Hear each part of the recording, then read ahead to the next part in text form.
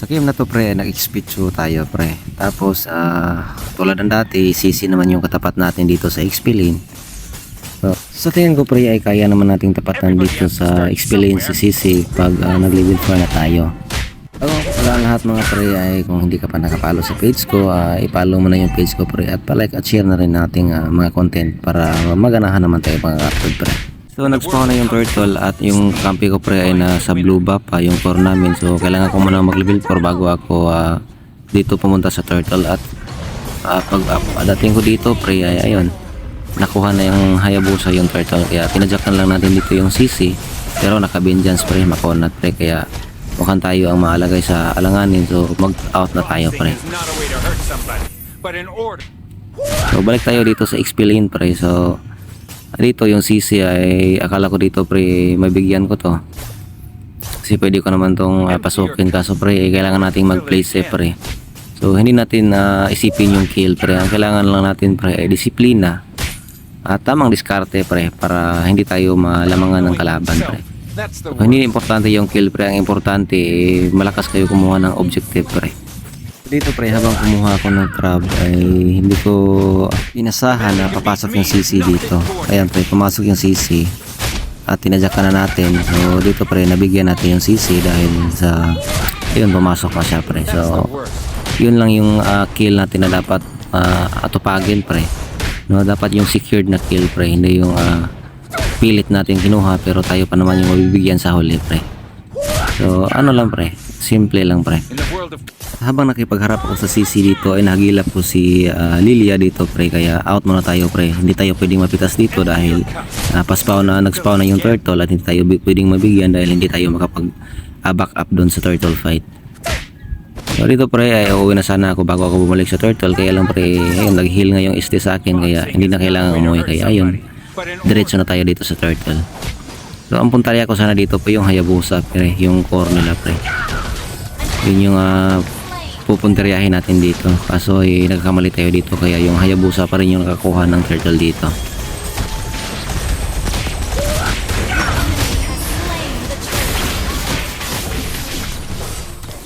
Si Lilia yung nasipa natin doon at naka-purify pa kaya ayun pre hindi natin nabigyan, hindi tayo nakakuha ng magandang trade doon. Nakuha pa nila yung turtle at napitas pa yung ano namin yung roamer namin pre. Kaya hindi pala pre yung core barrats namin pre, napitas pa doon pre. Kaya pagkatapos noon ay bumalik na ako sa aking lane para i-clear itong mga minion wave na ito.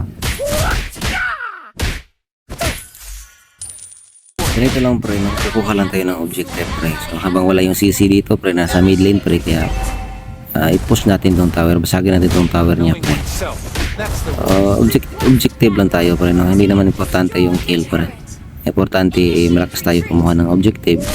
At kung may malugi man tayo, gagawa tayo ng paraan para makabawi tayo pre. At dahil nabasag na natin yung first tower ng XP lane nila, so dito tayo sa mid lane pre. So, dito pre alam ko may purify itong Lilia at may ulti pa ito kaya hindi ko muna ginamitan ng ating third skill. So hintayin natin gumamit ito ng ulti pre. Kaya yun pre napagamit natin siya ng ulti. So okay na yun pre. So ito hintayin lang tayo dito pre. Hinintay ko yung Hayabusa dito na magkamali pre dahil ito yung target ko dito, yung haya nila. So yung core namin dito pre barrats pre. So dito pre ayan natadyakan natin yung Hayabusa kaya yun pre nabigyan natin pre. At muntikan pa tayong nabawian dito ng CC pre kaya napa-out tayo bigla pre. Dito pre yung Lilia pre akala ko dito pre mabibigyan ko to pre dahil alam ko naman wala na itong purify, nagamit niya ito kanina. So may third skill pa pala siya pre kaya ayun pre nakaligtas siya pre. So okay na yun rin pre no dahil napagamit natin ng third skill yung Lilia dun pre. Dito pre hindi ko nasahan pre na mapitas ko dito yung Hayabusa pre. Sumabog ba naman bigla yung buhay niya pre. So isasama na natin yung gatot nila, makuha natin si gatot dito. So basagin na natin tong tower nila sa mid lane pre. Hindi ko doon papansin dito pre kung anong nangyari sa Layla pre. Tingnan mo naman pre kung anong ginawa ng Layla pre. Kaya yun pre, isang sapak lang pre. Naki-ace pa natin pre. At tinadyakan ko na yung CC dito, nakabindas pa naman siya pero hindi siya na-obra pre, hindi marami kami pre. Kaya yun pre, nabigyan namin sila pre. So pagkataon namin na kunin itong Lord pre. So dahil sa class na yun kapag Lord kami pre. So doon na pre, nagmamarch na yung Lord namin dito dun sa XP lane pre. So ang pagkamali lang dito pre, pumalag sila kahit alam naman nila na may lord kami. So pumalag siya dito. Tulad dito ng Hayabusa pre, nabibigyan namin pre. So pag ganitong sitwasyon pre, huwag kayong papalag pag yung kalaban nyo ay may lord na pre.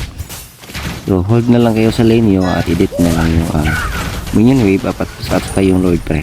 Kaya lang pag kamali ng Haya doon pre ay pumasok siya pre kahit may lord kami pre. Kaya yun pre, madali lang namang nabasag itong mid lane at saka yung gatot naman pre at yung CC ay ayun pre. Pero kahit na deep naman lang yung lord namin dito pre, ay mukhang matatapos itong laban na to pre.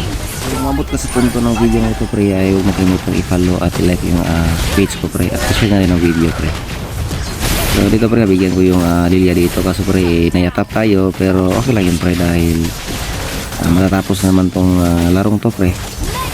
So tatlo yung nawala sa kanila at saka dalawa naman sa amin. So ayun nga, nag-asim yung kalaban masyado pre. So huwag itong gawin sa laro pre pag alam yung lugi kayo at saka sinubukan yung mag-asim sa laro pre.